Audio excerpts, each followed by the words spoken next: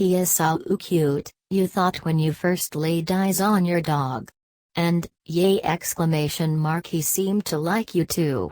So you brought him home, only to realize that maybe you weren't totally prepared for the work this relationship involved.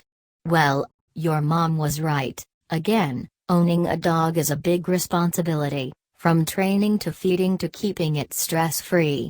We don't have that many years with our dogs, says Whole Dog Journal editor Nancy Kearns. Here's how to make sure each day is filled with health and happiness for you both. You may not think you need one, but your dog does. Don't skip on an in-depth vet exam every year, advises Kearns. Since dogs age on an accelerated schedule compared to us, she says, serious illness can take hold within a year, so early detection is key. The exam should include a complete blood count, a blood chemistry panel, a thorough dental check, and a vaccination review to ensure that your dog is up to date with rabies and other shots. Tip: find a vet you can establish an easy relationship with. When you make your appointment, be sure the doc will set aside enough time to patiently answer all your questions. Treat your dog to prevent fleas, ticks, heartworm, and other ickies from making your dog their home, says Kearns. The health effects of infestation are far worse than pesticide side effects. That said, don't overdo it, she warns. Use what's absolutely necessary for your environment, rather than mindlessly dosing your dog every month against pests it's not like to encounter. Learn to watch your dog closely, and you'll be surprised by how much it communicates how it feels, mentally and physically. The position of its ears and tail, its breathing, whether it often scratches or licks its paws can all be signs of distress. Chronic behaviors and symptoms must be addressed, says Kearns. Healthy dogs don't show symptoms on a daily basis. Tip: consider starting a health notebook or a calendar, so you can track when you administer meds, change food, or notice new behaviors, like obsessive grooming.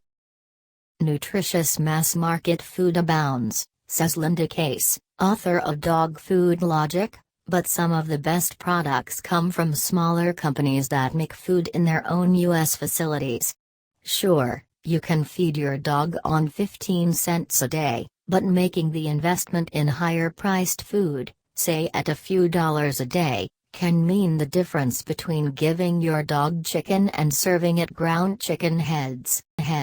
Food is one way we show our dogs love, says Case, so banning people from feeding their dogs extras doesn't work.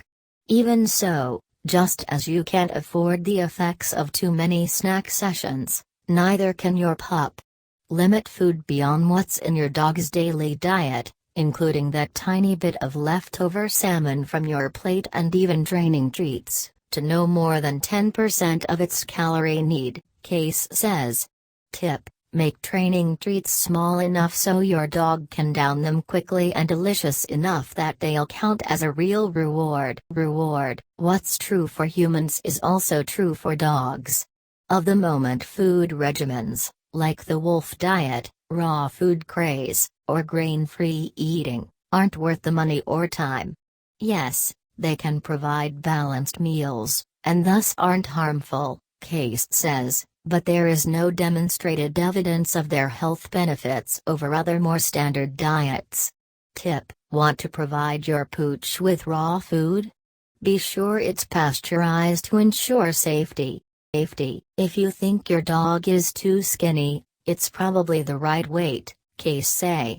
Dogs with excess weight are more prone to joint problems and diabetes, among other health issues. Sounds familiar? How to tell if Fluffy is chubby? It's all about the feel, she adds. Ribs shouldn't be visible, but easily felt. Tip: rub your hands up and down your dog's flank.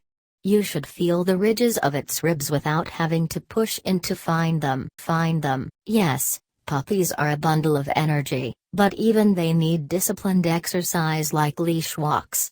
However, Don't start running and hiking with your pooch until your larger breed dog is at least 1.5 years old. This will help avoid injuries while the growth plates in the legs and other long bones are still knitting closed. Tip: be sure to build up your dog's endurance, just as you did your own, if you're hoping to take it with you on those marathon training runs. Ever think, "I should spin more," and then remember how much you hate spinning? Same for dogs. Not every dog is a runner or a swimmer or will want to play fetch.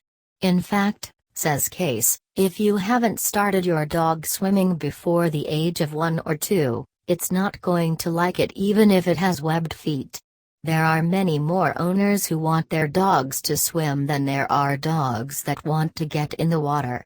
Tip: there's no real data on the optimum cardio workout for dogs, says Kearns, but the more you can get your dog outside, with the sun overhead and grass under its paws, the better. One of you is training the other. Better for it to be you. Begin as early as 8 weeks, before it picks up bad behaviors, and continue even into old age to keep your dog sharp. Make training about reward, not punishment. Old school devices like choke collars injure and instill fear, Miller says. The most common cause of canine aggression, when housebreaking. Keep your puppy under close supervision and take it outside more often than he needs to go, says Miller. Reward it when it goes to the bathroom so it learns that this is the right way to do it. Tip: a well-trained dog has more opportunities to improve its physical health, Miller adds. Walks, fetch, and agility training are more fun for you both if your dog will come when called, wait when asked, and greet other people and pups politely.